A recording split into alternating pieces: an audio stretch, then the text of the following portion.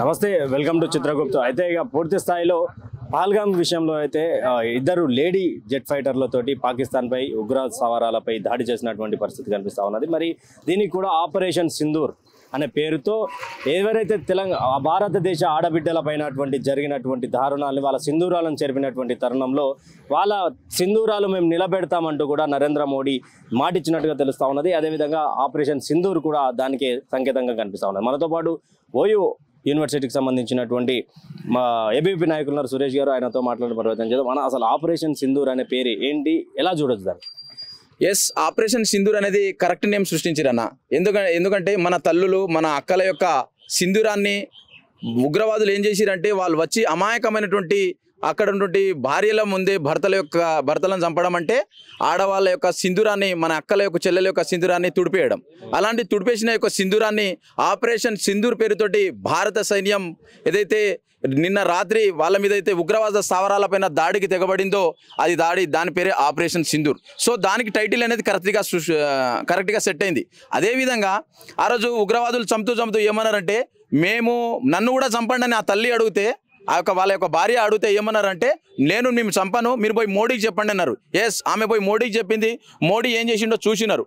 So ఇప్పటికైనా ఈ ఉగ్రవాద సంస్థలు ఎవరైతే ఉన్నారో ఈ ఉగ్రవాదులను పొంచిస్తున్న పాకిస్తాన్ కూడా కావచ్చు, ఈ ప్రేరేపిత ఉగ్రవాద సంస్థలను స్వదేశంలో తుదిముట్టించాలి.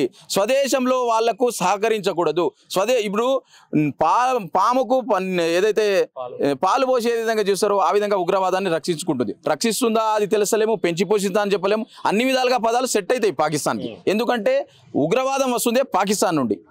కాబట్టి ఇలాంటి చర్యలకు మరోసారి పాల్పడదు అనేది ఆపరేషన్ సింధూర్. అంటే ఇప్పుడు ఎవరైతే జైషా మహమ్మద్ సంబంధించినటువంటి అజార్ మసూద్ ఉన్నాడో ఆయన కూడా భారత్ ఇక మిమ్మల్ని వదలబోము మిమ్మల్ని అంటే ఆయన గతంలో చనిపోయాడు అంటూ కూడా స్టేట్మెంట్ వచ్చింది. కానీ మళ్ళీ ఒకసారి ఆయన లెటర్ విడుదల చేసిండు. భారత్ని ఇక జాలి చూపించబోము, భారత్ని విడిచే ప్రయత్నం లేదు, మోడీని నీ రక్తం చూస్తామని చెప్పి ఒక స్టేట్మెంట్ వచ్చింది. దాన్ని ఎలా చూడొచ్చు?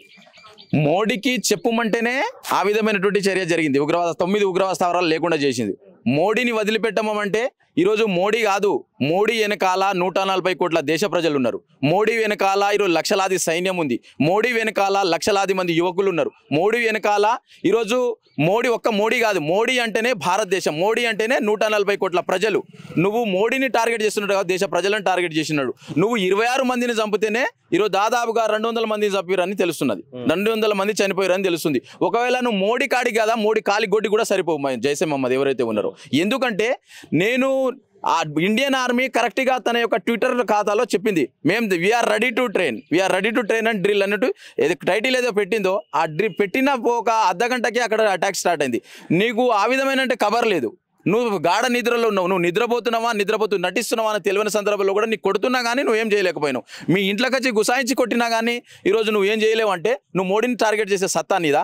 ఈరోజు ఏ విధంగా పాకిస్తాన్ చెప్పిస్తుంది, అది పాకిస్తాన్ ఇది జైషే మహమ్మద్ ఆయనతో ఏదైతే లెటర్ రిలీజ్ చేసిరో అది వాళ్ళ యొక్క వాయిస్ కాదు, అది పాకిస్తాన్ యొక్క వాయిస్. ఎందుకంటే ఈరోజు ఉగ్రవాదాన్ని పెంచి పోషిస్తూ పాకిస్తాన్ కాబట్టి ఉగ్రవాదులు రిలీజ్ చేసే ప్రతి ఆడియో కావచ్చు, వీడియో కావచ్చు, లెటర్ కావచ్చు, ఏదైనా కావచ్చు అది పాకిస్తాన్కి సంబంధించిందే.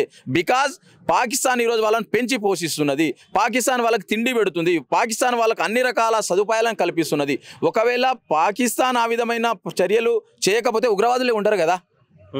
కాబట్టి పాకిస్తాన్ చేస్తుంది కాబట్టి అలాంటి లెటర్లు మోడీకి పంపడం, మోడీని చంపేస్తామనడం, ఇవన్నీ మస్తు మంది వచ్చిరు పోయిరు. భారతదేశం ఈరోజే కాదు, భారతదేశం మీద ఆంగ్లేయులని, మహమ్మదీయులని, ఒకరి తర్వాత ఒకరు తుర్కులు, ముస్లింలు ఒకరి తర్వాత ఒకరు దాడి చేసినా కానీ ఈ దేశానికి ఏం చేయలేకపోయారు. ఈ దేశం యొక్క డిఎన్ఏని ఏం చేయలేకపోయారు. ఈ దేశంలో మనం ప్రతిదాన్ని పూజిస్తాం, రాయిని పూజిస్తాం. అదే రాయితోటి వాడు ఎవడన్నా అవతల తిరిగితే అదే రాయితోటి కొడతాం. ఈ రెండు ఉన్నాయి మన భారతదేశంలో. రాయిని పూజిస్తాం, వాడు అవతల ఎవడన్నా వ్యతిరేకంగా మాట్లాడినా ఏదైనా కవి పిక్చర్ అదే రాయి తీసుకొని కొడతాం. ఇది భారతదేశం సహనం. అయితే ఇప్పుడు మొత్తానికి మీ యూనివర్సిటీలకు సంబంధించినటువంటి ఒక యూనివర్సిటీ ప్రొఫెసరే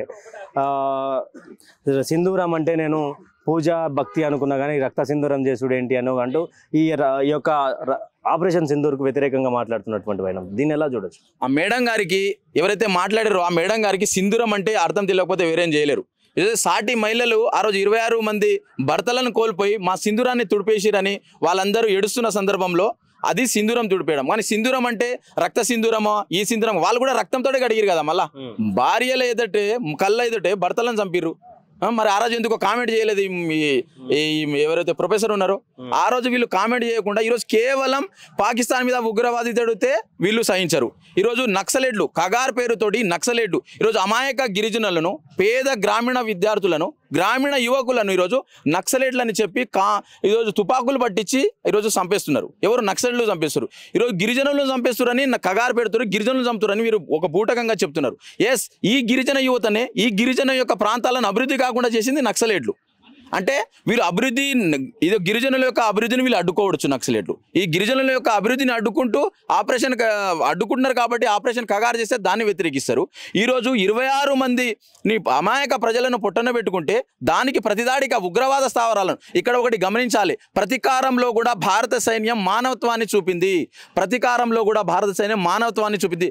ఖచ్చితంగా టార్గెటెడ్ ఏదైతే ఉగ్రవాద స్థావరాలు ఉన్నాయో పిఓకేలో కావచ్చు పాకిస్తాన్లో కావచ్చు వాటిపైన మాత్రమే దాడి చేయడం జరిగింది తప్ప ఈరోజు పాకిస్తాన్ ఉన్న ప్రజలను అమాయక ప్రజలను టార్గెట్ చేయలే భారత సైన్యం. అది కదా మానవత్వం అంటే, అది కదా దాని మీద మాట్లాడాల్సింది సోయిలోని లౌకికవాదులు సెక్యులర్లు వీళ్ళు మేము పొద్దున్న లేస్తే మేము ఇంటెలెక్చువల్ అని చెప్పుకునే ఈ కుహానా మేధావులు ఈ విధంగా మాట్లాడమంటే పాకిస్తాన్కు సపోర్ట్ చేయడం. పాకిస్తాన్కు సపోర్ట్ చేయడం అంటే ఇక్కడ తిండి తింటూ ఇక్కడ నీళ్లు తాగుతూ పరదేశం పాట పాడే ఇలాంటి వాళ్ళపైన కూడా మన యొక్క ఇంటెలిజెన్స్ సంస్థలు కావచ్చు, మన యొక్క పోలీస్ వ్యవస్థ కావచ్చు, మన యొక్క ఏదైతే డిఫెన్స్ ఇలాంటి వాళ్ళపైన కూడా ఒక టార్గెట్ వేయాలి.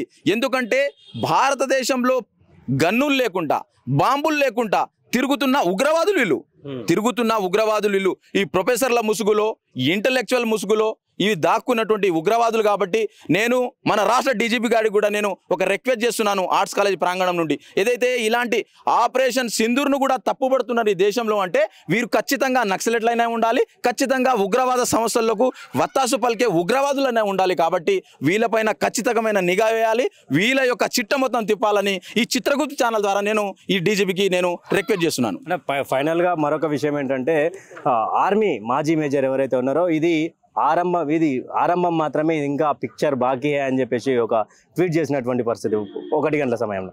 దీన్ని ఎలా చూడొచ్చు? ఒక ఆర్మీ మేజర్ పిక్చర్ బాకీ అని చెప్పి పెట్టినంటే దీన్ని వెనుక ఇంకా ఏమన్నా పెద్దగా జరగబోయే అవకాశాలు ఉంటాయన్నా? ఎస్, జరగాలి. ఇది ఖచ్చితమైన సమయం. ఎందుకంటే పిఓకే పాక్ ఆక్రమిత కాశ్మీర్ అని అంటున్నారు. అది ఖచ్చితంగా భారత భూభాగం. దాన్ని ఆక్రమించుకోవాల్సిన పని అవసరం ఉంది. మళ్ళీ మన దేశంలో తిరిగి తీసుకోవాలి, అదొకటి బాకీ ఉంది. అదేవిధంగా పాకిస్తాన్ పొద్దున్న లేస్తే ఇప్పటికీ 15 సార్లు భారత సరిహద్దు రేఖ వెంబడి 15 సార్లు కాల్పులకు తెగబడుతుంది. ఎందుకు కాల్పులకు తెగబడుతుంది? నీకు అంతగానం కవింపు చర్యలు ఎందుకు? నీకు తినడానికి తిండి లేదు, గంజి కూడా లేదు నీకు తాగడానికి.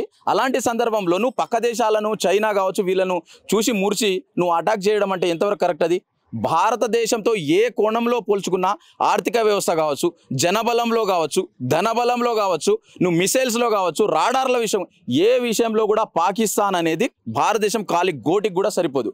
అలాంటి దేశంతో నీకు కవింపు చర్యలు ఎందుకు? 15 సార్లు కవింపు చర్యలకు పాల్పడడం అంటే పాకిస్తాన్ గెలుపుతుంది.